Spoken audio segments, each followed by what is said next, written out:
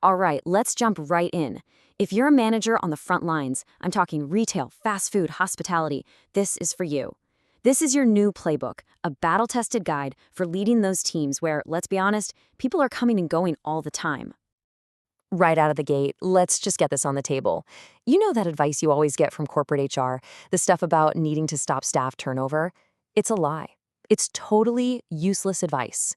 The whole idea that you're going to create some happy work family where nobody ever leaves in this kind of business, it's a fantasy. And frankly, it just sets good managers up to fail.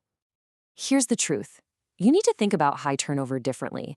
It's not a problem we need to solve, it's just a permanent part of the job. It's like the weather, right? You don't try to stop it from raining, you just build a good shelter and learn how to operate when it's wet. Same thing here. So that's the big question, isn't it? If trying to weld that revolving door shut is a losing game, then what's the winning one? How do you actually build a team that doesn't just survive all this chaos, but actually thrives in it? Well, let's get into the rules of engagement. Okay, rule number one. This is the big one, the foundational mindset shift. You have to stop fighting the tide. It's exhausting and you'll never win. Instead, you need to learn how to manage the traffic. And this really gets to the core of that philosophy. Your staff, the folks working for an hourly wage, they're not thinking about their 10-year career plan with your company. No, they're thinking about how to pay for transport this week. And you know what? That's okay. Accepting that reality is the very first step to actually leading them effectively. So how do you put this into action? It's simple. You divide your team into two groups, the churn and the core. Now, the churn, that's most of your team, probably 70–80%. They're your temporary soldiers, just on a short tour of duty. For them, your system has to be dead simple, almost mistake-proof. But the core? The core are your veterans. They're your sergeants. And your number one job, your single most important job, is to pour all your energy into finding them, developing them, and protecting them. Okay, on to rule number two, and you'll see how this builds. In this world, long-term plans are kind of a luxury. Morale, motivation, performance, all that stuff is won or lost right now, today, on this shift. And your most powerful weapon? It's that tiny window of time right at the start of the day. Those 5 minutes before the doors open are not for chit-chat. No, that's when you issue your daily battle plan. We call it the short stack briefing. And the framework for this briefing, it's so simple you can do it every single day. It's the 3 Gs. First, the goal. Give them a single, clear mission for the shift. Second, the gripe. Find one small, annoying problem and tell them how you fixed it. And third, the grateful.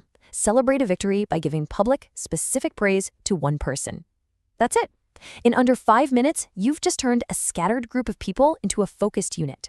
Now this is such a critical idea to get your head around. A person's salary isn't a motivator. It's just rent. It's the price of admission they charge you for showing up.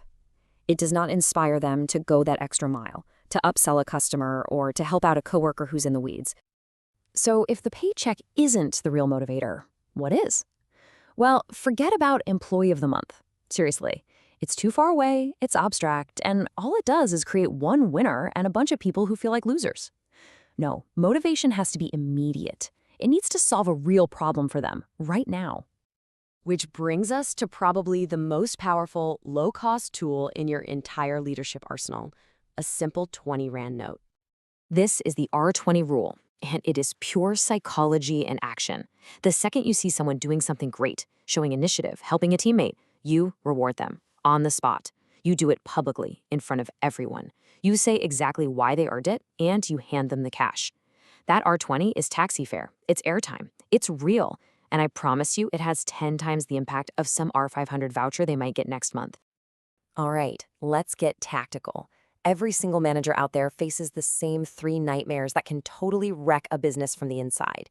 You need a pre-planned response for each one. No thinking, no hesitating, just action.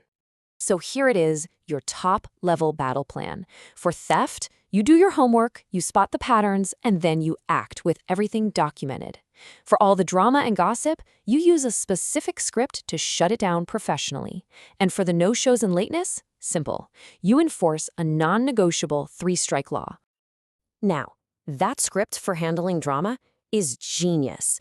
Instead of you getting sucked in and playing judge or therapist, you just state the facts. You say, look, I can't solve your personal issues, but what we need is to be able to work together professionally. How are we going to make that happen? See? It completely reframes their fight as a performance issue and gets you out of the middle. And for being late or not showing up, the system is just as clear-cut. Strike 1 is a verbal warning. Strike 2 is a written one. Strike 3 is a final written warning. It's a fair, documented process that gives everyone a chance to get their act together. But listen, and this is crucial, none of these tactics mean a thing unless you apply them with absolute consistency. Your best worker gets the exact same warning for being late as your worst one. The moment you start playing favorites, you've lost all your authority. The whole system just falls apart. So let's bring this all home. Being a leader in this environment isn't about wishing and hoping you get a good team. It's about systematically building the team you need. And these are the pillars that hold that whole system up. First, accept reality and focus on building your core. Second, hire for attitude.